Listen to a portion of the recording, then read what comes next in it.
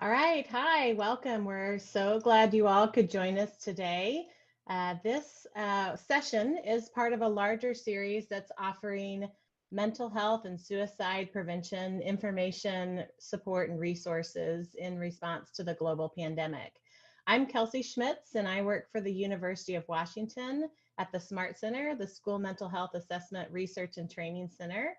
And I lead the school mental health supplement to the Northwest Mental Health Technology Transfer Center.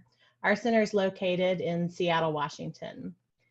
The Northwest MHTTC and the UW Smart Center are partnering with some amazing Northwest organizations to bring you a series of webinars to provide some virtual learning opportunities for kids, families, and educators that focus on mental wellness and suicide prevention.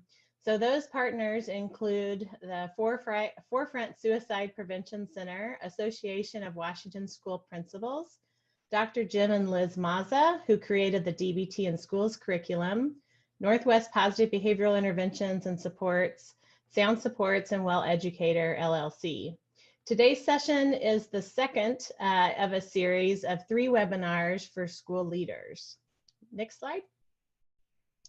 You can learn more about the rest of the Wellbeing series by visiting the website there. That's on the upper right side of this slide. You can also see on this slide the type of opportunities that we have. We have some things that have already occurred, and we have an amazing team that are already posting recordings and materials. So if you've missed something or want an opportunity to watch something again, you can visit the Wellbeing page and check those things out. If you have any questions, you can reach out to my colleague, Megan Lucy, who can help direct you in the right way. Next slide. So the Mental Health Technology Transfer Center was funded by SAMHSA, which stands for the Substance Abuse and Mental Health Services Administration, in late 2018. And the Mental Health Technology Transfer Center network includes 10 regional centers, a National American Indian and Alaska Native Center, a National Hispanic and Latino Center, and a network coordinating office. We do know that we have a lot of you that are participating from across the country and outside of our region today, and just want to make sure that you know that you have a regional center in your area that you can also reach out to. But you're always welcome to participate in any events offered by any center. Next slide. So the Northwest Mental Health Technology Transfer Center supports the school mental health workforce in Alaska, Oregon, Washington, and Idaho. And these are some different ways that you can get in touch with our Region 10 Northwest MHTTC School Mental Health Center. You can check out our website where we post recordings and products and archive our newsletters and have other school mental health resources. You can follow us on social media, and you can sign up for our newsletter. Next slide. So now I'd like to introduce Kurt Hatch. Kurt Hatch is the Associate Director at the Association of Washington School Principals. He's a former teacher and instructional coach, an award-winning principal. Kurt has also served as a leader in a variety of systems here in Washington, including Puyallup, Kent, University Place, North Thurston, and he's also been a leader over in Shanghai, China. He's currently based out of Olympia, and his work includes policy analysis, advocacy, leading the Mastering Principal Leadership Network, and facilitating professional learning topics such as systems improvement, distributed leadership, equity, bias, and race. Kurt also mentors early career principals and trains school leaders on the implementation of school-wide student support system that's helped recapture thousands of hours of instructional time, increase teacher efficacy, and eliminate the use of suspensions. We really greatly appreciate the partnership that we have with AWSP to prioritize support for school leaders, and really couldn't be more thankful that they have joined the efforts to bring you this series. So at this point, I'm going to hand it off to Kurt. Thanks, Kelsey. Can you hear me okay? Yes. Great. Well, welcome everyone. It's my pleasure to help get things kicked off today, our content kicked off, and just want to tell you a little bit about the Association of Washington School Principals and why we're so happy to be partners in this effort. What you're seeing there is just our mission statement. That's what we're all about. And we represent about 90% of all assistant principals and principals in the state of Washington. They are members, and they appreciate tools, tangibles, and takeaways. And so we're hoping that we give you, I know that we'll give you quite a few of those today. And our goal as an association, goal number one is around equity. You can see the descriptors there. So part of what we do is focus on things like multi-tiered systems of support to support an equity vision, and particularly with regard to our groups of students and families that have been historically underserved or discriminated against based on race. Our goal too really has to do with something that we call the churn. Only 1 in 4 principals, and this is a national statistic, and here in Washington, only 1 in 4 principals remain in the same building after 5 years. And we know that has an impact on students, families, and the culture, systems, and learning in schools. Next slide, please. So one of the resources that we use with our members across the state and across the nation is something that some of you might be familiar with. It has to do with improvement science. We know that we often get shiny objects kind of thrown towards us in terms of school improvement. We want things to stick and become part of the culture, systems, and learning. And this is a great resource for helping us get to root causes and doing deep level analysis so we can have our improvement efforts stick in our schools. Next slide, please. So like I said earlier, one of the reasons that we're excited to partner is because of folks like you, the people that are showing us that this is really worth your time. Webinar 1, as you can see, the number of registrants and attendees, we're close to that right now. So that tells us that we're giving things to folks out in the field that are topical and timely. This is our second webinar. You can see some of the data around that, and we hope that you will join us for our June 4th webinar. During that time, we'll have some guest speakers as well as the content experts that you'll hear from today.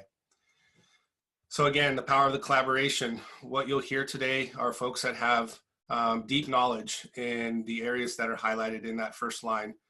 It's been my pleasure to work with all of these folks for many of them a number of years. And so again, AWSP is a proud sponsor of these this webinar series. And we know that together we can do so much out in the field. So I love this partnership essentially. And so to get us started in some of the content, just as a reminder, this webinar is focused on the role of the school leader, but I think it will be topical for everybody that has joined. And our goal is to create and maintain a positive culture, systems, and learning in schools, and do so virtually during the global pandemic and in your building when we start to return back to school. So the objective, there are 3 for this series. 1, describe how trauma, extreme stress impacts our ability to learn and our executive functioning skills. 2, identify guiding ideas and concrete steps that you can take to support teachers, families, or if you're a teacher, you can support your colleagues and families and ourselves emotionally. And 3, identify how the core features of MTSS, including systems, practices, and data, can be shaped to address and build protective factors for the school community now and once students are back in buildings.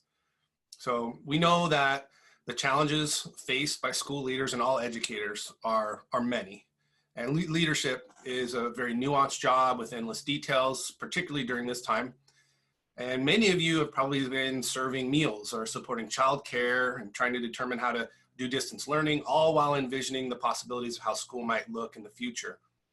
So we're working during a global pandemic, and there's no textbook or guide for how to do this. So we know that it's essential to keep focusing on taking care of ourselves and each other and helping, again, the culture and systems and learning thrive in our context. And for many of us, because the pandemic induced shutdown, it's been particularly challenging to situate ourselves proximal to the pain of our students and their families. But needless to say, many are struggling. We know this. We're struggling with job loss, food and housing insecurity, traumatic contexts that continue to shift. And anxiety and fear right now are at heights for millions of students, and so many of them are experiencing these mental health trials and tribulations for the first time. So this is why having mental health experts to help inform and guide thinking and how we support our own mental wellness for staff, students, and families is so important. So today you will hear very practical strategies that you can put to use right away. And if you miss some of this, you can get the recordings. And I also just want to put a quick plug in for the AWSP, Association of Washington School Principals Summer Conference that's in the end of June, a virtual conference, because part of some of the folks here today will be part of a pre-conference called Tears for Fears, all about MTSS. So just to close, the need for systems and structures of MTSS has never been more important than it is right now. And as you listen to the presenters, you'll learn how to strengthen and expand your system to be more effective and efficient during COVID shutdown and upon the return to school. So welcome. And right now I'll turn it over to Dr. Lori Linus from Sound Supports. All right, thank you so much. So we're just going to do quick introductions, and then Jessica is going to jump in with the beginning of our content. So I think we'll take ourselves off or put our videos on so you can see us just for a second, and then we'll keep them off for the rest of the presentation until questions at the end. A lot of this just is that we're dealing with some internet instability. So if we keep our cameras off, that helps to make sure things run smooth. But I'm Lori Linus with Sound Supports. And then we've got with us Cher Anderton, who's also with Sound Supports, and then Jessica Swain Bradway, who's at Northwest PBIS. And I'm going to turn it over to Jessica, who's going to take us in through the start of the series and introduce us just a little bit more. Thank you so much, Lori. I appreciate everyone taking time to join us today. This is the second in our series for building protective factors for yourself and the school community, and we've specifically tailored these 3 webinars for our administrators. Our title for today is Reentry, Planning Ahead for Coming Back Together. Next slide, please. Who we are. We thought it would be fun to not just talk about the things we've done with our work, but to introduce ourselves in different ways, a little silliness, a little seriousness. So Lori Linus is the executive Sound Supports, a former middle school and high school SPED teacher. We have that one in common. She claims she can say every line from the movie Pretty in Pink. We might have a challenge there. And she admits to loving 80s rock. So I love that about her. Cher Anderton is a therapist and MTSSB coach, former elementary school counselor. For fun, she just renovated her bathroom, and she claims she can hear the first notes of a song and name it even from her childhood. I think there's some challenges coming up here, my amazing colleagues. I'm Jessica Swain Bradway, the executive director for Northwest PBS Network. I am a former high school special ed teacher. I am a Star Wars expert. And Lori did challenge me to that. And I'm a big fan of bees. So sorry to Kelsey Schmitz. I believe it's one of her adverse childhood experiences is bees. So we're going to have a poll question that's going to pop up here. Lori's going to take us to the next slide. We'd like to know, what's your role in the district and or school? You have multiple options here that you can pick from. Megan's going to get that poll launched for us, and we'll be able to see that as we go through. There it is. Awesome. Folks respond to that. Great work. Thank you. This is always helpful to see who is on the webinars. Oh, we have a real nice kind of mix here. Got some district coaches. We've got our nice mix across our administrative levels. Got some. Yeah, and I would just add, if you're not seeing your role on here, you can feel free to chat that to the panelists. We've seen Excellent. a couple of folks do that. Thank you. Helpful prompt there. This is great. Let's advance to the next slide and the next poll, because our next question is, did you attend webinar 1 of this series? Heck yes, I did is winning so far. And then we do have another option, no, but I watched the recording. We appreciate when you take time to do that. Excellent. We've got some repeat customers here. This is really great. Okay, now we have another poll because polls are fun. Let me share go it ahead and real share. quick so everybody can see it. Thank you. Thank you. Okay, heck yes, I did one of the solid 68%. This next one is really just a lot of fun. So we want to know what Hogwarts house do you belong to? And if you don't know, that's okay. There is a hyperlink there. You can go to Wizarding World and figure it out. It's okay if you are also a hashtag Star Wars fan or hashtag Lord of the Rings. We're fine with that. I am a fan of all things kind of science fiction-y. Gryffindor is clearly winning.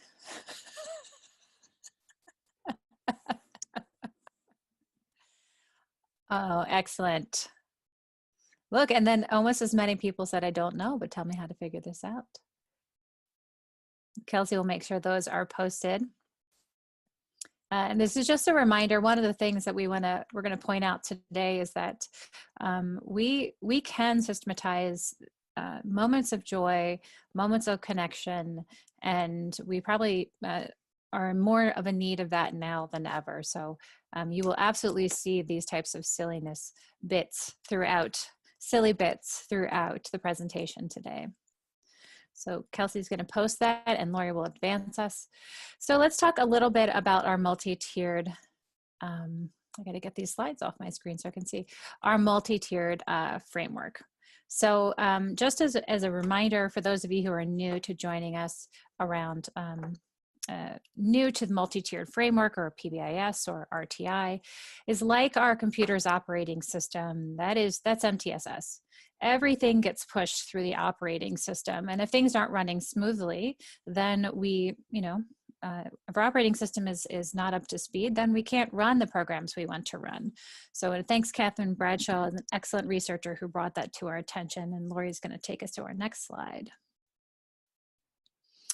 So when we are thinking about being able to respond thoughtfully to where we are now, being able to celebrate our work right now, plan ahead, we want to make sure we're bringing attention to building or strengthening these different areas that exist in our day-to-day in our organizational structure.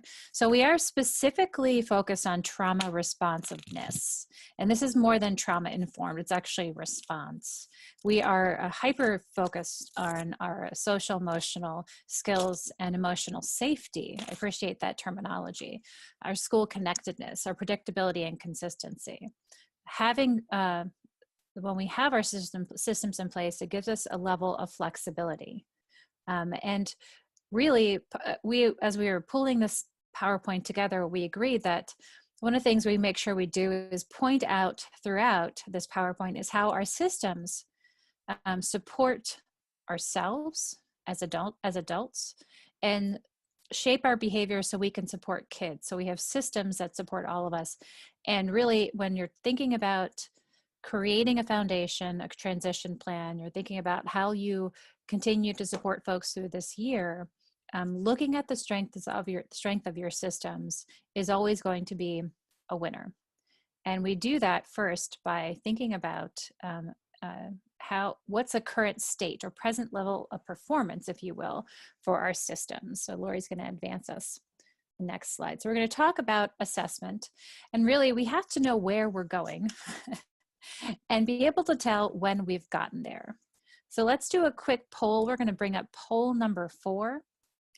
I would like to know, how familiar are folks with MTSS, or core features MTS, or MTSS in general? Thanks, Kelsey. You're right on top of it. So hold my tear. I've got this. I'm an expert. I could probably fake it in a discussion. We're just getting started. Or please stop it with the acronyms. It's really killing me. Okay, we have got a tie almost between hold my tear and could probably fake it in a discussion. I love the honesty. Just getting started and barely keeping up with the new acronyms. Way to be. Thanks for sharing that information. We're going to do a quick foray into MTSS. We're going to hop on to our next slide. So we have core features, and you'll hear this kind of shop talk a lot around core features, but these are the things that need to be in place. These are the, I don't know, it's kind of like the things you will see. My language is great for a Thursday. So within our core systems for MTSS/PBIS, we call it different things in different areas. We're really talking about our multi-tiered system. We have our effective district leadership team. It's vitally important that this work is being organized at the district level. As some of you are realizing, you knew it ahead of time, and some of you are realizing after the fact, because you are engaging in the problem solving. We want you to have a problem solving protocol, so this isn't on the strength of 1 or 2 people who are like the problem solving Sherpas. Our district team is in charge of crafting and reshaping those policies, and they're using data to do that. And data-based decision making includes the collection, the rigor and integrity of collection, organization, and sharing those data. We know sharing those data is of vital importance to keep that visibility high for the work we're doing and let people see kind of the fruits of their labor. Within our PBS and MTSS systems, we have comprehensive screening. We use those screening data to guide our process for selection and an implementation of evidence-based practices. And remember, we go beyond screening in our multi-tiered system. Well, we have screening through diagnostic. We have different levels or layers of identification of kiddos. And all of that is really helps drive the content within our professional supports. So it is vitally important that we have other systems in place to deliver training, coaching, and feedback to our folks who are the interventionists. Remember, an intervention is that interaction, that behavior between the adult and the kiddo or kiddos. And so we have to be prepared, strong systems to support that grown-up. So we're going to go to our next slide. Something to keep in mind is for my academic RTI and my PBIS folks, if we click one more time, we can see we have this overlap of components or core features. So we know that some of us feel as though we've been told and taught this is a dichotomous type approach. However, it's not. If we look back to guidance from Kent Nakatosh and Steve Goodman in a very fun and interesting book to read, we're really interested in this stuff in the green zone. This is the way these systems are the way that we focus on adults to enable adults to use best practices, but that happens actually in a period of stages. So Lori's going to advance us to our implementation stages. And then at one point, there'll be a funny story about why is Lori advancing the slides. So just as a reminder, and this is a little bit of a differentiated instruction for those of you on the call. So some of you will say, I don't want to hear about stages. And some of you are like, yes, thank you. Implementation is a process. And this is a way of letting you take a deep breath and relax around this. This is a process. It's not an event. And this process is marked by stages. There are stages of how we do this work. And this takes time and effort. So implementation and getting up to speed where you're going to see the benefits, all of the benefits of this work is a bit like exercise, where we're exercising every single day. If you decide tomorrow you're going to start lifting weights, you don't all of a sudden then like bust your sleeves and be able to pick up your car, correct? It is a process that takes time. And we actually have various implementation stages. So we've got a hyperlink there at the bottom if you'd like to read in depth, but Lori's going to advance us to our next slide of implementation stages, just as a quick word. When we get started in this work and we're thinking about it, we're in a process of exploration. We are assessing resources, our capacity, and if this is a match for us. We jump, and then if we decide it's a go, we get into this installation stage. And installation is kind of a dangerous space because we start to think, oh, maybe I don't really want to do this. Change is hard.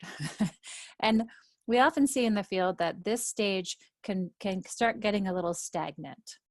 When we push through and we get to that initial implementation, we have things starting to move and we're starting to see the benefits. And then that full implementation is where we start to see we have our really robust fidelity, and we start to see the benefits of whatever we're implementing. And I say whatever we're implementing because the implementation stages and the research around this was completed through the National Institute, the National Implementation Research Network, NIRN, and they actually looked beyond schools. They looked at installation of an innovative practice in any public sector. And we see that these stages happen regardless of the field in which you're working. So for those of you who want to geek out, go ahead and check out that activeimplementation.org website. And for those of you getting started, remember this happens in stages, and we shift our tasks, our assessments, our action planning steps, as well as our resources based on where we are in this process. We do not build this overnight. So we're going to move on to our next slide here. I'm doing pretty well with my slides. So with that in mind, we're going to look at the core features of MTSS, but we're going to actually look at it through a trauma-informed MTSS, right? So, or trauma responsiveness in a multi-tiered system. I'm going to thank Cher for giving me that language. So when we have our core features, and we want to make sure that right now we are attending specifically to the needs of folks who are experiencing toxic stress, trauma, big T. And we have, on top of just the typical, man, this is a pandemic and it's really scary because there's so much uncertainty, we have huge issues around equity that contribute to this, right? So when we're thinking about being responsive to this level of stress and trauma through MTSS, we take these core elements of multi-tiered systems. So we take effective district leadership team, and we think about the extent to which we need to expand it, make sure it is representative. So at this point in time, we are actually hearing the voice of families, of students, of our mental health practitioners, of the folks in the community, that this is not an insular perspective. We're taking consideration the perspectives of the folks that are being impacted by this work. That gets translated into our policy. So we may actually step back out and re-examine our mission statement, re-examine our values at this point in time, specifically to address the impact of toxic stress and trauma. When we're looking at our evidence-based practices, again, this is a district leadership team task, is to examine and have a protocol for pulling in evidence-based practices.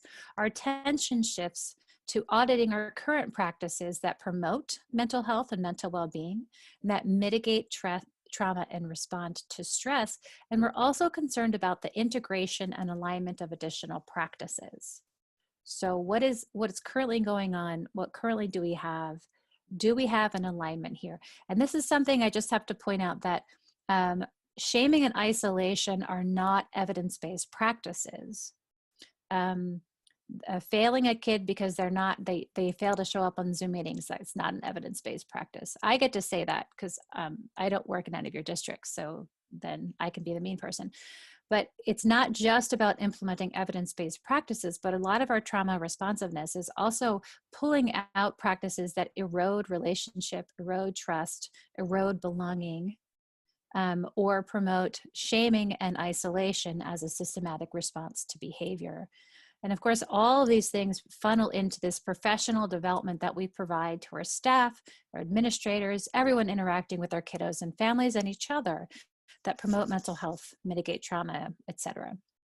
These things get filtered into our action plan. We have actionable items.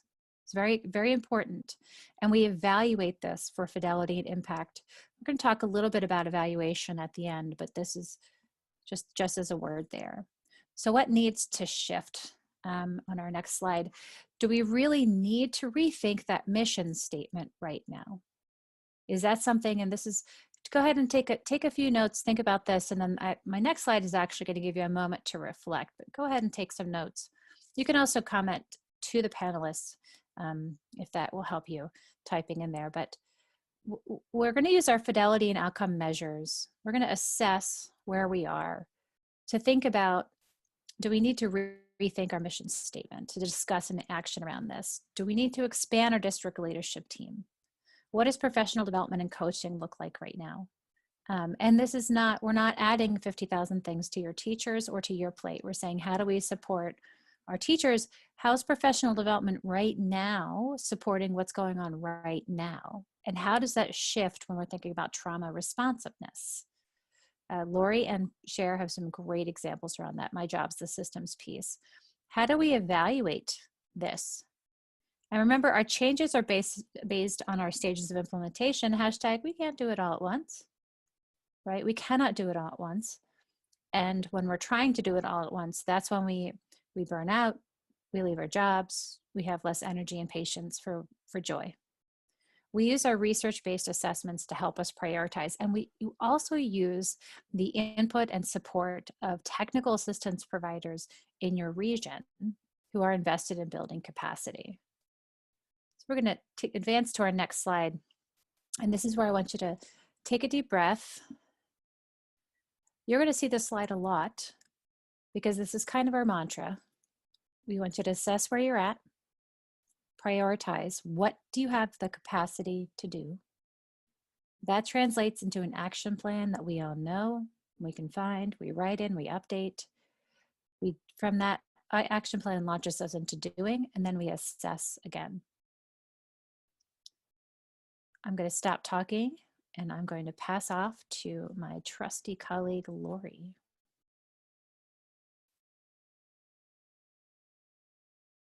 All right, thank you. Yeah, the funny and not so funny story on why I'm advancing the slides is, first Jessica's computer was crashing, and then we moved it over to Cher's, and she couldn't see, then her buttons for Zoom wouldn't show up. And so then I started doing it, and as Kelsey was talking, my sound totally cut out. So now if I don't advance the slides quickly, one of them texts me to forward it. So it's the funny and not so funny. It takes a village. Oh my gosh, yes. And my heart almost stopped when I couldn't hear Kelsey. So before we get into action planning for next year, right, and building up these supports and what it might look like when we come back next year, we do want to take a minute to make sure people have resources and ideas for how do we celebrate our kids now, and how do we wrap up the year end really nicely. Like a lot of you, I've got 2 kids home right now, and they love any connection time with their class and their teachers. And I know that my daughter's elementary schools is doing a lot of fun ideas for how to wrap up the year and make it feel special. But if that's not something that you've put time into, we would encourage you to make sure that you're doing this. This is a couple of quick fun ideas. We'd love to hear from you. The survey that we're going to be sending out will ask you for ideas that your schools or districts are doing. And when we come back together on June 4th, we'll be sharing more of these fantastic ideas. So we're going to take you into what would it look like, a starter plan. And I say starter because this is a way to kind of launch our 6 weeks with a lot of extra support for our staff and for our kids. But we want to make sure we also have something that continues across the year.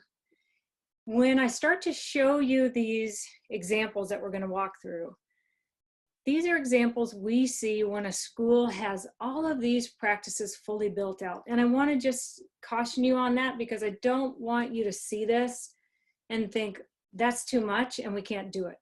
I want you to look at it and to say, wow, if we don't have these things going on, what are a couple of these that we really feel like we could do well next year that we could take and put into place? Okay, so know that when we look at these are my schools that have done this work for 10, 12, 15 years. But I want you to be looking for the ways that all of this focuses on relationships, on connecting with kids, and on building community. So a 6-week plan, we're going to look here at this first slide as the first 3 weeks, and these weeks build on one another. So once we've started to practice in week 1, we're still carrying it over, but we're introducing some new things. across each week. And you can see there's some things that stay on there for these first 3 weeks, especially the first 2 bullets, that we're working a lot on getting to know our kids by name, strengths, and needs. And I borrowed that term from Susan Enfield, who is a superintendent in one of our Washington area districts. The other thing we're doing is we're really systematically teaching, modeling, and practicing school-wide and classroom expectations.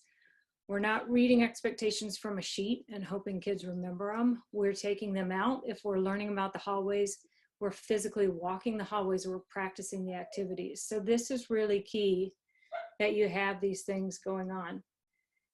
You can see a couple of the other pieces that are in this week 1. You might be doing something like a class charter, which is really putting out our agreements. How do we want to act and be in community with one another in our classroom?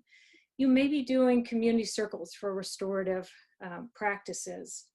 And if that's something you're wanting to learn more about, we have an online restorative practices training that will be coming up later in the summer that we'll be taking people through. That's ideally a training you do in person, but we'll be introducing some of that. You might be teaching kids skills like mindfulness and calming, because we know kids are going to be coming in with a lot of these traumatic experiences, and knowing things like, how do I do my deep breathing? If you were with us last time, how do I go through and use my feel-good plan that Cher demonstrated to us, right? These are good strategies for everyone to know. And then doing a lot of community building, whole school, classroom, cross classroom. And you can see we're starting to talk to kids about the academic goals they can expect to learn, but we're really not getting into the academics for the first few weeks. You'll see where that starts to come in on the next slide. And as you look across the week, you can see some of the things we could potentially be building in. If you're familiar with zones of regulation, that's a great curriculum. I see it used across pre-K-12 for kids really being able to assess where they're at and use some of those regulation skills. We might be teaching kids the way that we do class problem solving. Again, if you're using restorative, it's got a nice model built in for doing that problem solving. You may be jumping into things like the bystanders program, doing some bullying prevention work. And you can see that we're starting to do some diagnostic academic work to see where our kids are, but we're really focused on community building, not on starting the academic work. This is going to be a really hard message for some of your schools, because there is a panic around the academic instruction time we've already lost. I will tell you though, that if you slow down and build community, you will be able to take kids further and faster academically once you've done this work. We've seen this happen again and again with schools, so we know how critical this is. As we start to build into weeks 4, 5, and 6, you can see then we're building up from what we've already worked on. We might be looking at things as we get into week 4, like examining which kids do we not feel like we've been able to build a good relationship with yet. Maybe we're using a simple strategy like the 2x10. And if you're not familiar with that, if you just looked it up online, you'd find it. It's basically spending 2 minutes a day for 10 days, focused on just getting to know that kid and you know, kind of what makes that kid tick. We might be working on starting to use some of those academic routines we're learning in week 3 to move into whole class projects, starting to examine how our kids work together. I'm going to start shifting if I'm doing my restorative. You can see I'm going to start making my students the kind of circle keepers or the facilitators of the circle. So I'm handing that off of myself onto the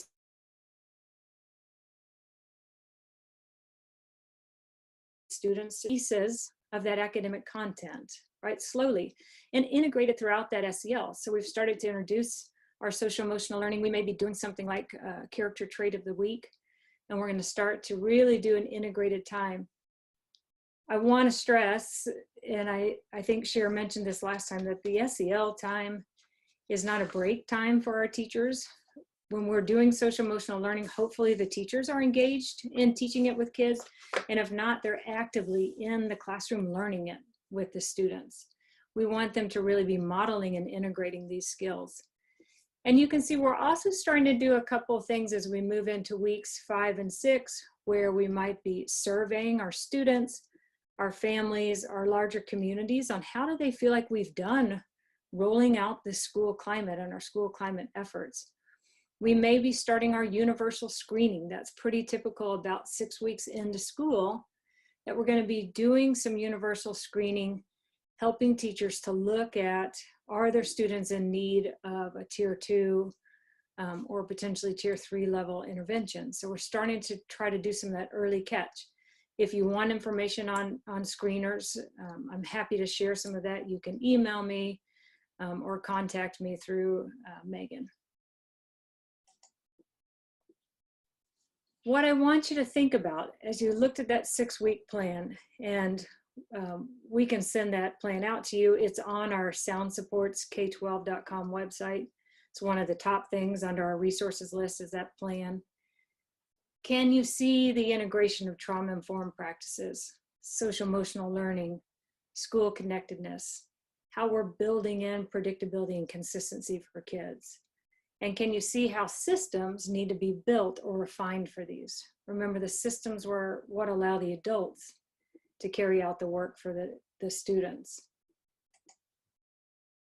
We want to give you just a minute to reflect.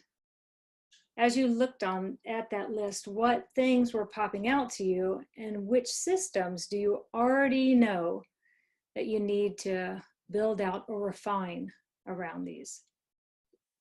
So take a minute, jot it down.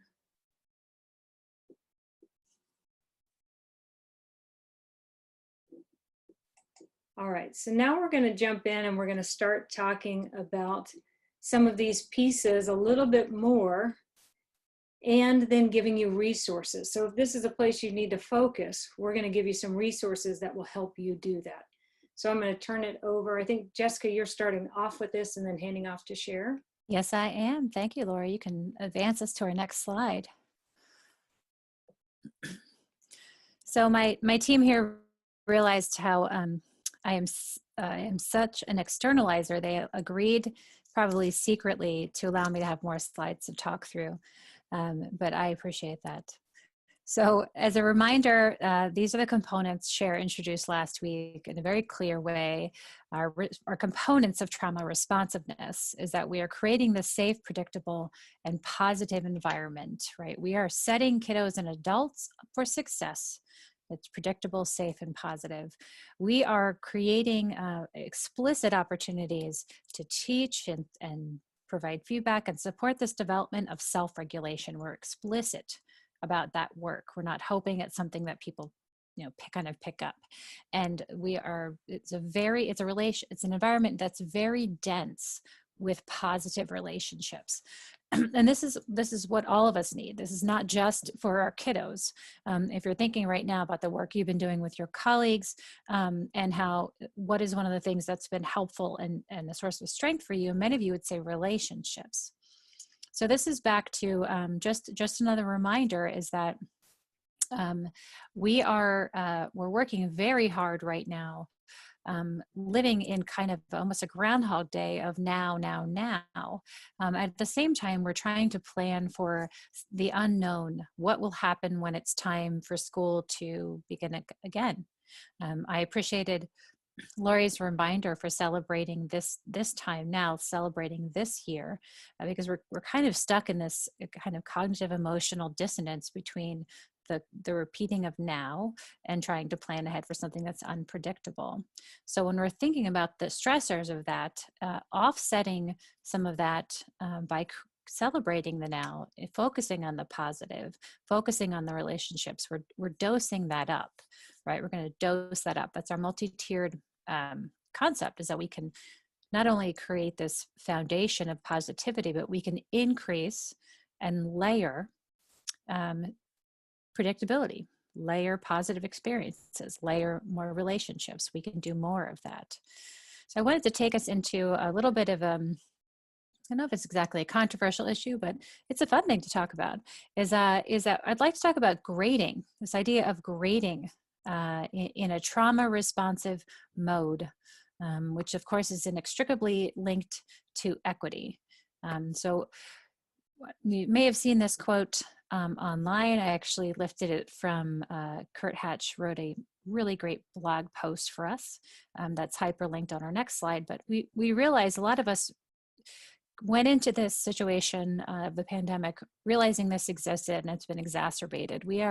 If we're assigning grades right now, we are really grading privileged, and we've been doing that, let's be honest, before the pandemic.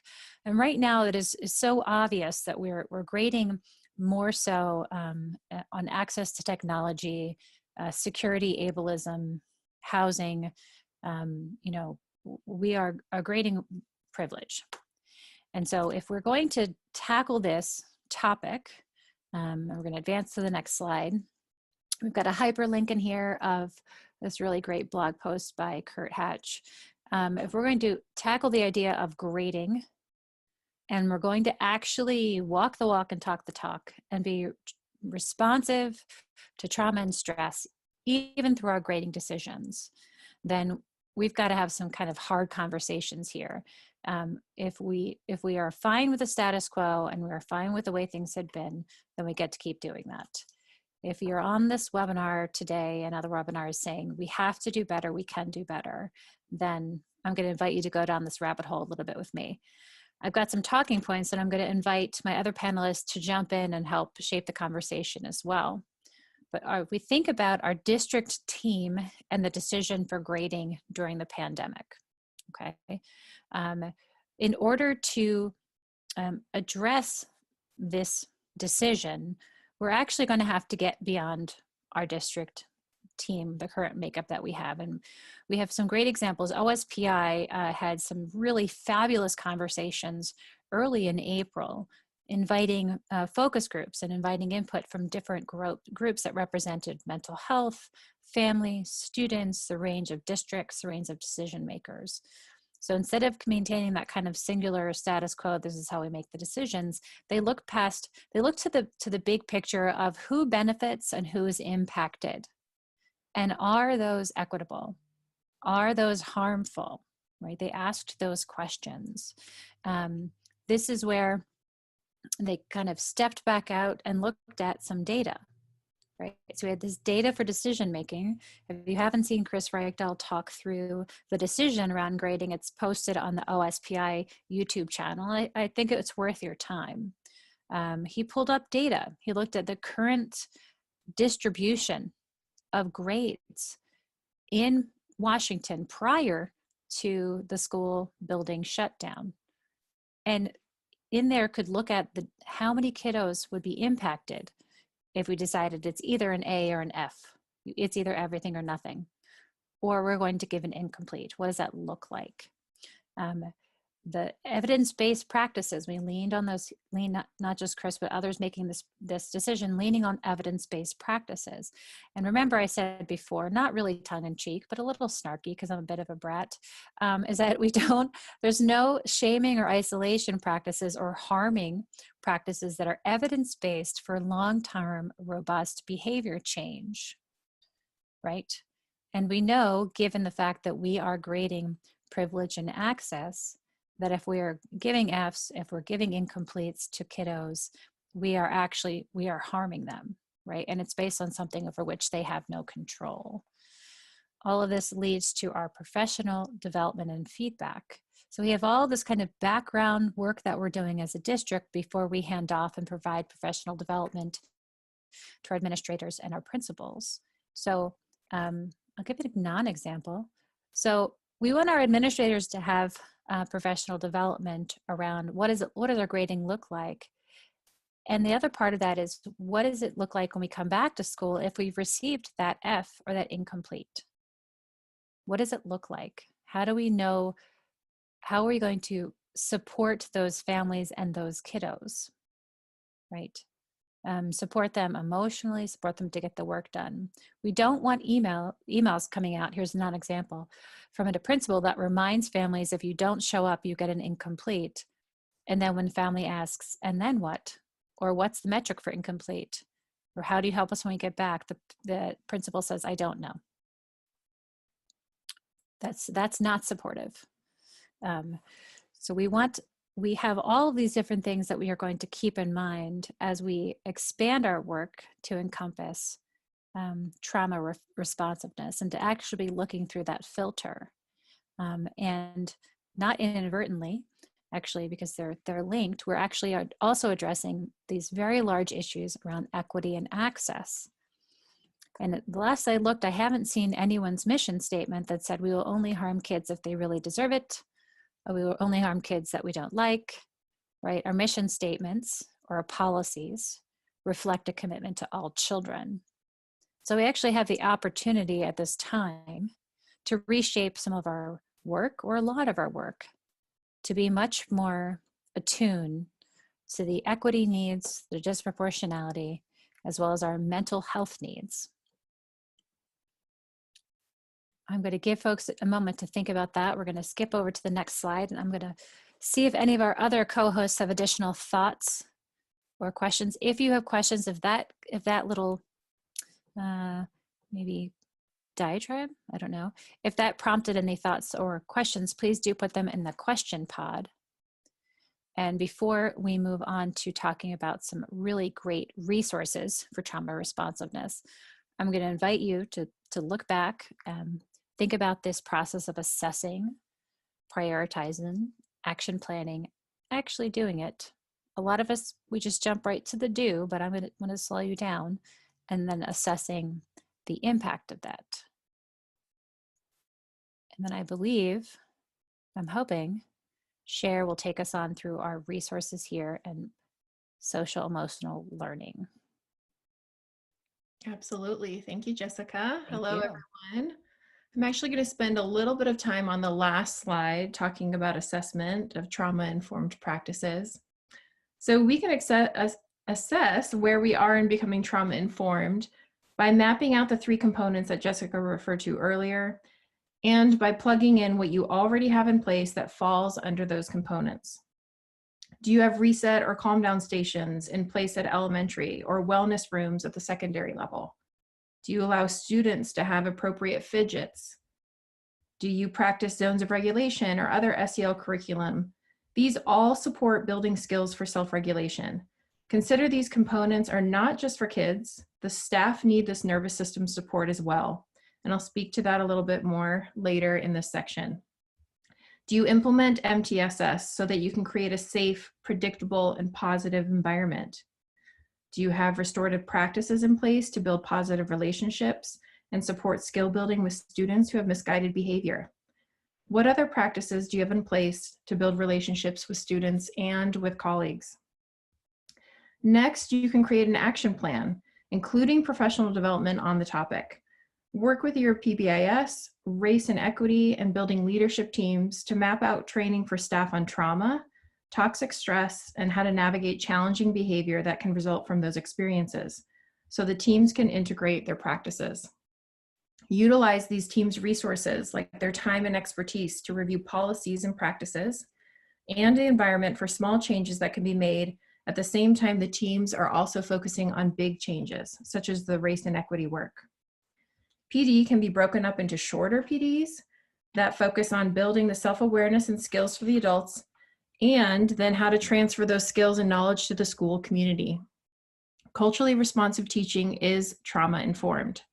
Racial oppression is a childhood and adult trauma, so when we choose to do our personal anti-racism work, we're also supporting a trauma-informed environment. If you're interested in beginning or furthering that work for yourself, please email me, and I'm happy to pass along resources I've used in my own work. My contact info is on the last slide. These next slides focus on free professional development opportunities where you can learn more about trauma-informed practices. The first 2 slides are school-related, and then the final one is an organization. It's organization-focused, but can be very applicable to the school setting. So we've got these two slides, and then the next one of Trauma Informed Oregon. This is a resource that I really find valuable. They have a really well done infographics, as well as some free professional development modules that you can access. Next slide, please. And then I'm going to have you go one more. Thank you. So here's that slide again that you should be very familiar with at this point. So what do you already have in place as far as social and emotional learning goes? Just like we suggested for mapping out what you have in place under the 3 components of trauma-informed care, you can dive even deeper and do the same for social emotional learning. You can map out what you already have in place under the 5 CASEL social emotional competencies of self-awareness, self-management, social awareness, relationship skills, and responsible decision-making, or you can use OSPI's competencies, which has the addition of self-efficacy. What opportunities are there to teach skills for that that build these social and emotional competencies like whole body listening, focus, and self-regulation? Do you have those reset stations that I just mentioned? Do you allow the fidgets? Do you allow kids to move around the back of the classroom? Or do you have that wellness room for planned breaks? Is this something that you're interested in? And if you want to learn more about trauma and behavior, I highly recommend, there's in the resource section of the slides, you'll see a link for a Hillsborough School District Wellness Center. And it's a manual that the district uses to train folks on creating a wellness room in the building. It's also one of the best pieces of literature I've seen out there to teach and implement trauma-informed practices. Next slide, please. So implementing social emotional is not the new shiny thing. It is the thing and needs to be done with fidelity. Often, the social and emotional learning and academics are siloed from each other, meaning schools use a curriculum with lessons taught once a week, and there's little to no integration into the rest of the day or week. This approach helps, but is not best practice. It does little to effectively teach these skills, and staff and students are missing out on valuable learning opportunities when taking this approach. I include staff because these competencies of self-awareness, self-management, self-efficacy, social awareness, social management, and social engagement are life skills. We work our entire lives to develop and practice them, and the more skilled the adults are in these areas, the more likely the students will be or learn to do the same. The MTSS framework shows us what we need, that we need to have a tiered behavior supports alongside tiered academic supports. Social emotional learning is a PBIS Tier 1 intervention, something all staff and students should have access to.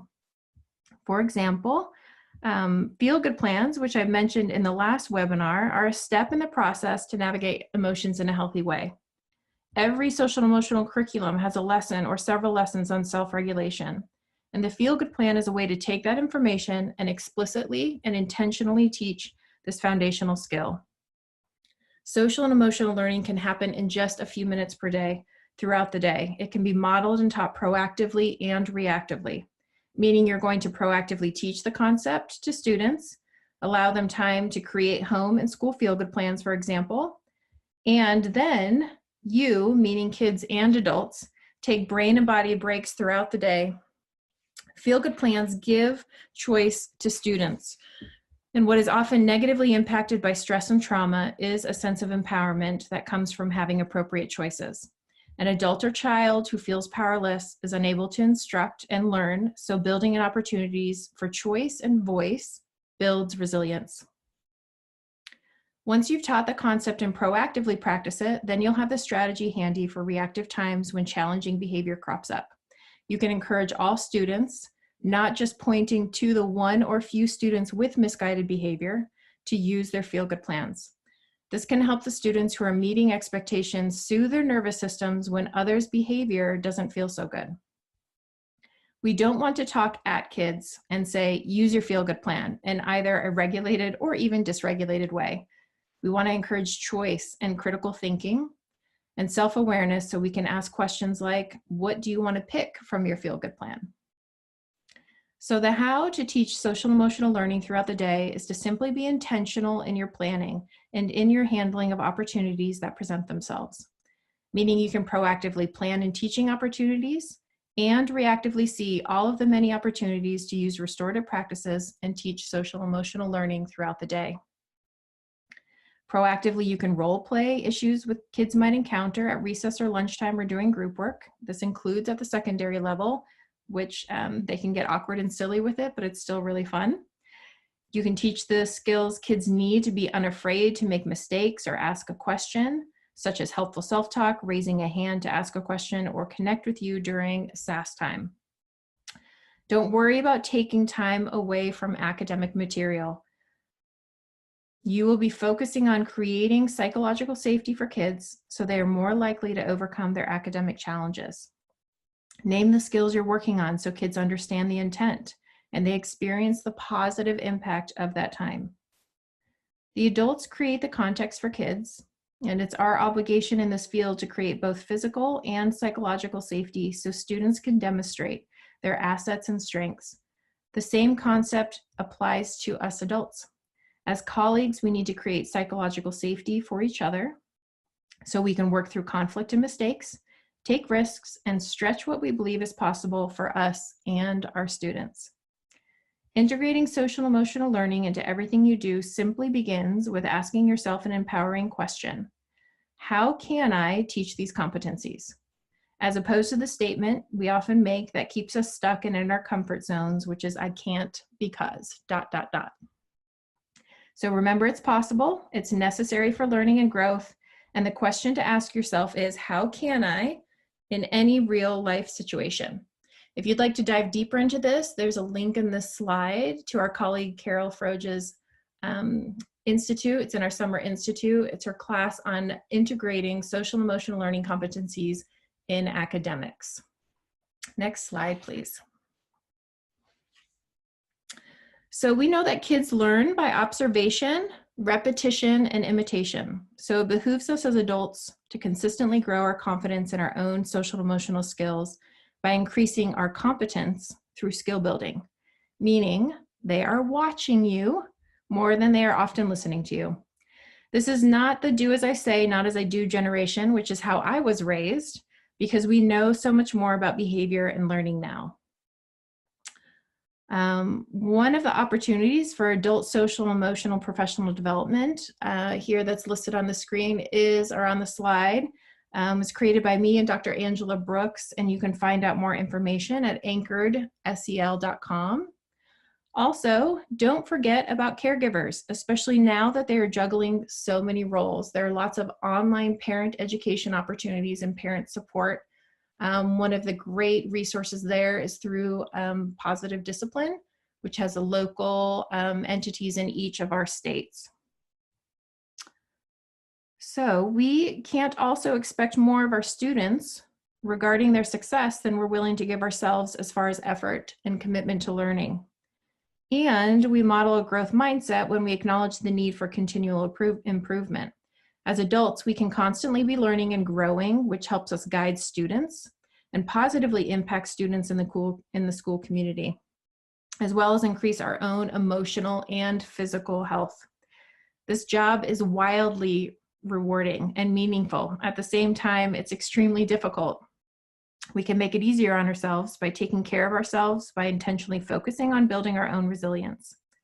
The goal is to develop skills to make the job more sustainable and enjoyable, so we will take care of ourselves and be ready to take care of our kids. In turn, we model and teach resilience to our kids. Next slide, please. We can support each other and then support our students by becoming a champion of this work in our roles. Be a voice advocating for trauma-informed practices training in your building and district, remembering that we need to champion trauma-informed work alongside our race and equity work. We should be continuously assessing the effectiveness of our work because it's validating of our efforts, and we can see what is working and what isn't and tweak and pivot as needed. We can also be learning how to do this work better. Some tools for assessing how to focus on social and emotional learning. It's going to be an assessment like the Professional Quality of Life Measure, which is linked here, and looking at staff attendance and engagement data to inform our decision making. Also look at staff turnover. Look at several data points to move you in the right direction. Also consider the platforms you've established for you to get feedback and information from staff, student, and families. What do they need the most right now and in the near future? Creating some simple surveys that are translated into different languages so you can, as much as possible, capture as many voices as possible. Communicate, communicate, communicate your efforts. Stay in front of your families. Make your communication concise and purposeful without overwhelming folks. I like to use the example of one of my kiddos. My youngest is in middle school, an 8th grader, and his principal has excellent communication. I want to read it because it's not too often. She's encouraging and she speaks from a trauma-sensitive lens. And I know that the information she puts in there is important for me to read. So consider the same parameters for your communication with families. Next slide, please. Head to this site, schoolguide.castle.org, for more support for your social and emotional efforts. And then the next slide. Thank you. So let's reflect for a moment. What are some of the takeaways that you have from the sections on trauma responsiveness and SEL? What do you want to pay attention to right now?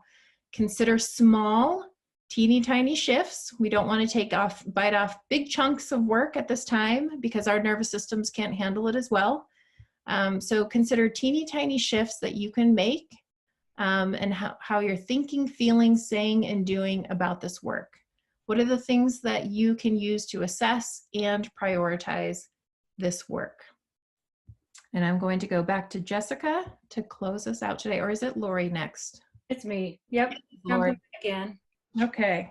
So just a couple of things around school connectedness, and I'll provide you a resource. You know, keeping kids connected in a school is a multifaceted approach when we look at it. One of the biggest pieces that I'll emphasize here, when you look at these 4 top boxes, a lot of this is about effective engagement. We often look at school about, is a kid behaviorally engaged and are they academically engaged? But it's really about effective engagement and cognitive engagement. And that effective engagement is that piece that says, I belong here at school. This school is meaningful to me. I want to come here every day. That's the environment we're really trying to create when we look at this connectedness piece. A great resource around that, it's a little bit old, but it's still fantastic, is this resource that you can find at cdc.gov. If you just went there and typed in fostering school connectedness, we have it in a resources page we're going to be sending out to you as well. But just a nice, concise document. Another big piece around school connectedness is that restorative process. So if that's something you're just starting to look into, here's 2 books that I would recommend. They're both cheap, they're fast reads, they're good ones to maybe get a team of 6 or 7 people at your school together, do a summer book read, do some exploration. If you're looking for more resources around restorative, contact us and we can share those as well. When we look at this again, come back and really look at, do I know if kids feel connected in my school? And if not, what are some measures I could do? Looking at your school climate measures, doing some simple questions around, do kids feel connected to the building, connected to their teachers? Do they have good peer relationships? So assessing, prioritizing, action planning, doing and assessing.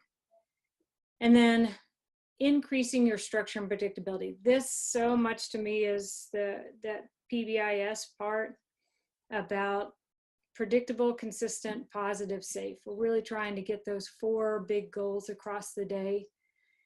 And the main ways we do that is, how do we maximize predictability for our staff and for students? We have really clear expectations. And this is the same for the adults as the kids. Clear expectations for the adults.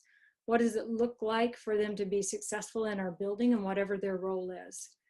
We really maximize that student to teacher proximity, and we use that active supervision. And again, if any of these are resources you want more on, let us know. But it is about, when I'm working that school, that large cafeteria, that recess, my classroom, Am I moving? Am I scanning? Am I positively interacting? And am I praising kids? Really trying to hit that 5-to-1 level, making sure kids know when they're doing the right thing, right? We want to catch them at a high rate. And thinking about some ways to expand this, if you're already implementing PBIS and you have this commonly used behavior matrix to help guide expectations for kids, here's one that's a staff model. So this is the staff side of what I want kids to do. So if I want kids, for example, to always use the bathroom sign in and sign out system, then my adult expectation is that they're teaching that system to kids. If I want to make sure that my kids are on time and lined up ready to catch the bus in the afternoon, I want my adults out there and I want them to stay with their kids until that bus leaves. So we've got really clear expectations for the staff that help the kids meet those expectations. Anything we're going to ask of kids, we want the staff to be able to do and to model for us. If we have staff members who aren't holding to our expectations, aren't teaching and reteaching and reviewing these expectations, it starts to devalue that system. So if you felt like that has slipped off a little bit, that would be a place you may want to go back to and get that recommitment from. If you feel like you're having some issues around that, and it might also tie into perceptions around behavior and whose responsibility is that, there's a great tool that we can link you to that's called the Staff Perceptions of Behavior and Discipline. And that will be in our resource page. Here's another example of the matrix where you can see up top in the white, these are our kid pieces, and then you can see at the bottom, here's our teacher roles. They're setting those conditions for learning. So again, when you look at those pieces, you know, assessing and prioritizing at the school level using the tiered fidelity inventory, which you can find on pbis.org. At a district level using the district fidelity inventory, those can help you really assess and strengthen that predictability and consistency for kids. So take a moment, write down a couple of to-dos around this, and then Jessica's going to close us out with how do we really evaluate these systems. Thank you, Lori. Yes. Can you skip us to our outcome system data practices slide? So I wanted to pull up this slide. I know this is actually an older Venn diagram, but I wanted to pull this up because I wanted to point out our outcomes is the backdrop. It is all of the things that we do, all the systems we build for adults to do their job well, the practices we put in place to take care of our kiddos, to create those nurturing relationship-based environments where they're successful and to respond to need. And then the measurement we use, the evaluation, those are all governed by our outcomes, right? We're trying to achieve those outcomes. Everything we do within those circles is pointing us in the direction of our outcomes. Essentially, we're going to skip the next slide and go right to slide 69 to essential questions. Essentially, within our work, we've done when we've done that alignment and pulling back out, are we going to actually implement a trauma responsive school, distance schooling or back to school? When we do that, we're asking 2 essential questions with our evaluation. And some of you are getting sad because I'm talking about evaluation. Some of you are cheering because I'm talking about evaluation. It doesn't need to be extremely complicated. We're asking 2 big questions. Now throughout, Cher has mentioned some really helpful assessments. Lori has mentioned a few. And the idea is that anytime we're going to ask, we're going to be thinking about evaluation, we're couching it under, are we doing what we said we were going to do, which is fidelity? And then the second number one is it having the intended impact? Is it impacting what we wanted it to impact? So is it creating a relationship-based environment? Are kids feeling that? Are teachers feeling that? Are they feeling safe? Do they feel like this is predictable? Our next slide is going to take us through, we have 3 slides in a row that take us through different types of measurement tools that we can be using. And first we have fidelity. So I said at the beginning, and Kurt said it as well, and that we really building these systems and strengthening what is weak will help us do a better job now and in the future. So we want to be taking a look at the fidelity, or are we doing what we said we intended to do? So we have district self-assessments. There are two different self-assessments you could use as a district. They're both fabulous. One's a little bit newer than the other. But our PBIS implementation blueprint includes a district self-assessment. We also have a pilot tool going on right now. It's fairly new, but it expands a little bit more, and it's the District Systems Fidelity Inventory. Don't let all the names or the acronyms fool you. The same core elements of multi-tiered systems of support that I pointed out before and that Cher and Lori have talked through, they show up throughout, right? We're learning the concept and the components of MTSS. We're not just memorizing bits and pieces. At that school level, we have the Tiered Fidelity Inventory, or the TFI. This tells us how our systems are functioning at tiers 1, 2, and 3, or that we actually have them in place the way that we're supposed to.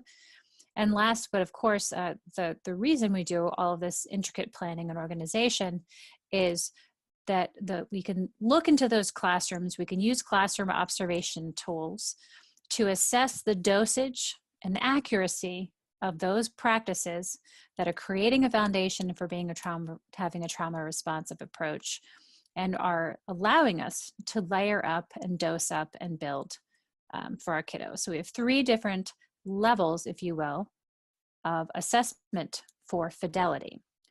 The next slide, we talk about a little bit about perception data. Perception data are great. They kind of fulfill the fidelity and outcome side of those questions. So we have different types of assessment. One of them is spelled incorrectly. That wasn't me. The self-assessment survey is a perception and priority survey for teachers.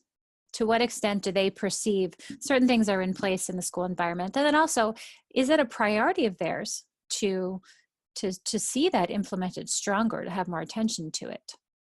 We have staff perceptions of discipline and behavior. That actually comes from one of our UW colleagues that really, again, looks at the different types of how our staff are perceiving this.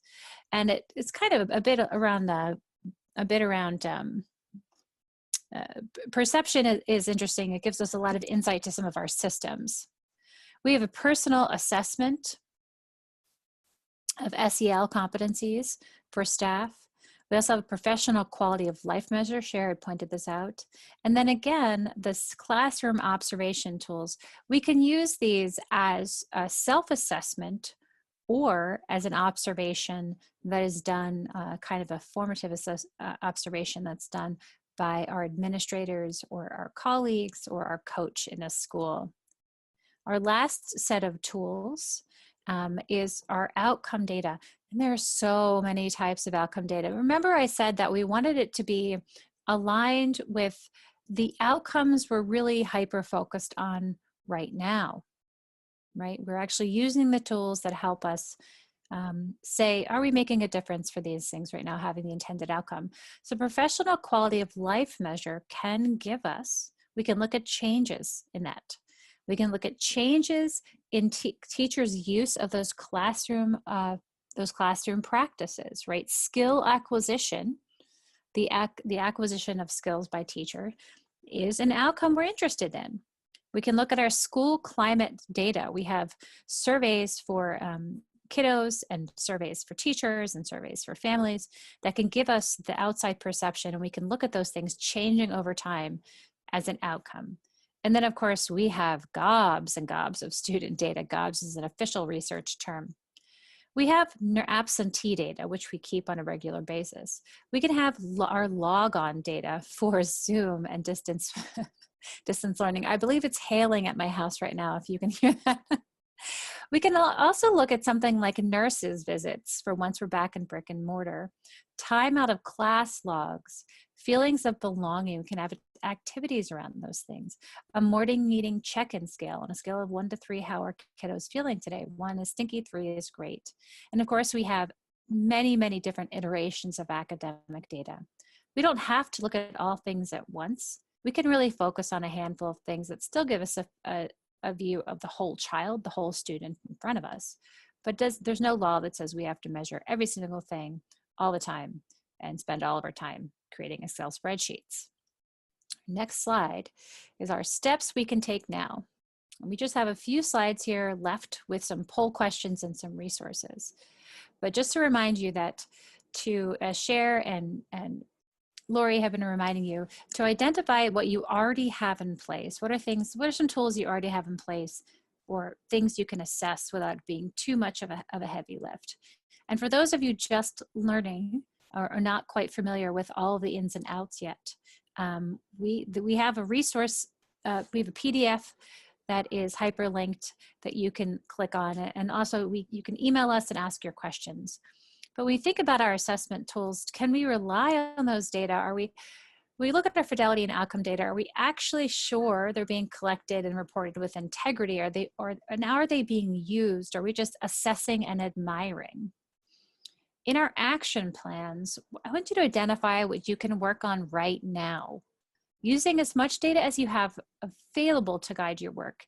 And really, staff meeting raising their hand or at a staff meeting or staff raising their hand or completing a quick survey, those are valuable data for you to use. If you don't have all the bells and whistles yet with the data system, I want you to think about low-hanging fruit. Now you can probably hear my children shrieking with excitement because they're running in the rain. I want you to think about low-hanging fruit. What are some things you can accomplish now quickly that will make a difference? What do you have the capacity to do? I know that if I could see all of your faces right now, that I would see a bunch of heroes in front of me. You have your little capes flying in the wind, okay? So you have amazing capacity, and I'm going to ask you not to work yourself into an autoimmune disorder or into a ground, okay? So I want you to think about what you have the capacity to do right now and what things are actually an emergency versus what things are things you would like to do. And then this is a little bit of a Rob Hornerism, is what is the smallest thing you can do to make the biggest impact? And again, if you're not used to thinking along those terms, you are on a webinar today with a group of people who are. And we have a Q&A session next week, or not next week, I'm making people nervous, on June 4th. Let's go to our next slide. So you can hyperlink, oh, I want to remind you, you can't do all of it at once. I already said that though. So, oh yes, that was just a reassurance for more deep breaths. We have a resource PDF. We've been pulling things into there. You can hyperlink there. And we have our next slide is our, just some emails, websites, connect with us, check out our website, see what we have posted there that you can download now. And if you're having trouble deciphering or kind of going through that, Kelty Schmitz reminds us it's a bit like drinking out of a fire hose sometimes with all the information that's out there. And while we shared a lot of information that may not on the outward all say PBIS or MTSS, we assure you that it can all be integrated. It clicks well together, and that's why we're sharing it with you. So let's do a quick check-in here for our next poll question, number 5. We would like to know on a scale of 1 to 3 how helpful today's information was. So Kelsey is going to get that pulled up for us. Megan's reminding all of us in the chat pod as well that we have a clock hour documents that will be at the end of a survey. The survey is hyperlinked here in the chat pod for you to grab. And then we've been very good at sending out those emails and reminders. Well, look, no one said it was not helpful. Thank you so much. It was very good. Most of you said it was very helpful. It was only 3. We only gave you 3. Thank you for sharing that. Our next slide is going to be another poll because we'd like to know what other topics would be helpful. So what other topics would be helpful? This is going to help us with planning for June 4th. Integrating mental health and adult SEL. So great work. You are focused on the right thing. You've come to the right webinar. Really excited about that. As a reminder, as we advance to our next slide, if you have questions or comments, please bring your questions to the office hours session. We also have a hyperlink in a minute that's going to pop up that will take you to a survey. We have some helpful websites mapped out here for you to connect to. we're going to do a little plug here. We've got a really amazing, I'm so excited to collaborate with this group. We've got an amazing opportunity for a summer institute. We will be doing a day of a bunch of really great topics on August 13th. So mark your calendar. That'll be returning, rebuilding, renewing, and adapting tiered supports for the new now. A bunch of really great presenters. So mark your calendar. We're going to have that registration will be up and going in the very near future. I want to say thank you very much for being on the webinar today. You can connect with each of us here. We have the next Q&A session. Thank you for remembering to put our cameras back on, Lori. Oh, I should take off my sticky. If we advance the next slide, you'll see the date and the time for our next webinar. We have a tiny URL for you to submit your questions for the live session.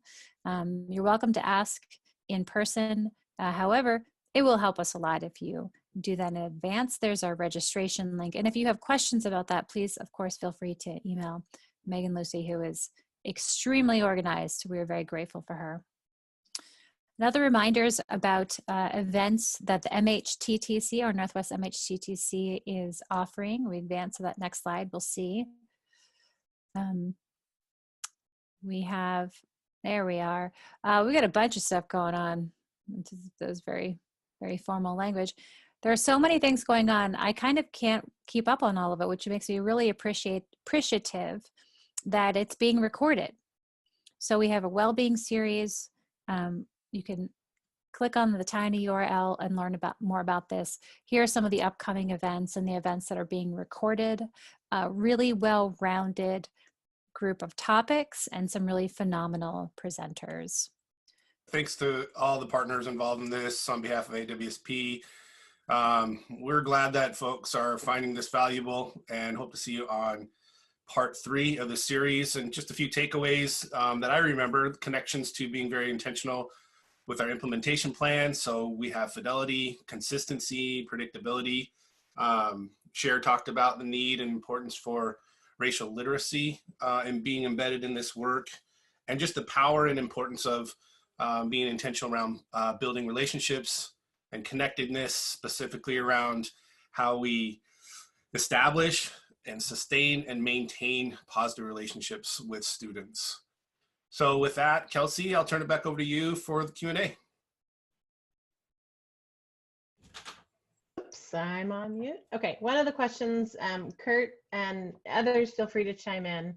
So there was a question, is there any risk that if we don't hold our students accountable for their work and grade them accordingly, that we will be training them not to participate, practice, complete work, etc., if we find ourselves in this situation again in the future? Sure, I can say a few things about that. It's a great question. My short answer, and this isn't even being sarcastic, but the short answer is really no, and it's based on conversations and some data that's come in from hundreds of different locations across Washington State recently, as we dove into the concept of grading during this shutdown. And we're really looking at doing a short solution right now that hopefully opens the door in a more broad way to the grading conversation that Jessica was talking about earlier. So I think part of the question is, are we using grades as a mechanism of compliance and to try to motivate kids through grades, which plenty of research have shown that it's actually the opposite. It does the opposite with student motivation. So are we doing it for compliance reasons or because of content? And we just know that right now, and I think I mentioned earlier, that we are not very proximal to the pain of so many students and families. So we don't know what station they're in life right now, other than to assume that they're going through a whole bunch. Unemployment, kids working instead of being able to do school. So the use of incompletes has to be done with so much grace, compassion, and care before we saddle kids with an incomplete. And just, there's one point that it keeps coming back. You know, there's millions of people right now that are giving federal funds of about $1,200 for free. And so maybe we think of this having kids be given A's or judiciously incompletes as a version of that. There's also, just real quickly, some statistic that came in from a large school district in Washington recently, where the students, 9th, 10th, and 11th and 12th graders were asked if if their grades were converted to A's just for this time period, not for the whole year, would that be helpful? And 76, about actually 90, said that would be very helpful. The next question was, if you were provided an A for the remainder of the shutdown until school is out in June, at least here in Washington State, would you still engage in school? And 76% said very likely they would still engage. And another 17% said they're somewhat likely to engage. And in fact, kids are being pulled back into the school system when we're not using grades at this time. We're seeing engagement go up. And that was a pretty large sample. There was over 3,800 kids that responded to that survey. That's great, Kurt. Go ahead, Jessica. I think it was a great response. I'm excited about that. And I wanted to say, just remind everyone, we made up the concept of grades. We didn't make up the idea of relationships. If you ask your kids right now what they miss and what's reinforcing about school, it's their teachers, it's their friends. We socialize kiddos as a mechanism for us to help them socialize with one another and reap the benefits of those relationships. So if we're thinking about grading and we're worried about the small proportion of kiddos, and we expect that triangle of response, right? We expect there to be kiddos who need that tier 3 level support and may respond in that way when it comes to grading. But if we back out and think about Maslow's hierarchy, what do we actually need? Especially right now, we're going to say relationships. And we can surely make decisions around grading, especially during a pandemic, to honor one of the most basic needs that we have as humans. And I just want to add to Jessica and Kurt that this may feel like a bit of a trust fall exercise for our nervous systems, meaning, we may kind of fall back on old systems that served us or not so much served us. Because we're panicking and worried about the outcomes, and we don't know what this looks like, sounds like in the long term. But just focusing on how Jessica and Kurt responded will help, using your feel-good plans to soothe your own nervous systems, as this can feel very, awkward and just ambiguous. We need to use our adult SEL skills to just move us through this in the best possible way, be able to use those tools to help us step back and see the big picture of this experience, especially for our kids, because these long-term effects are going to be massive on our kids, and we need to minimize the negative effects as much as possible.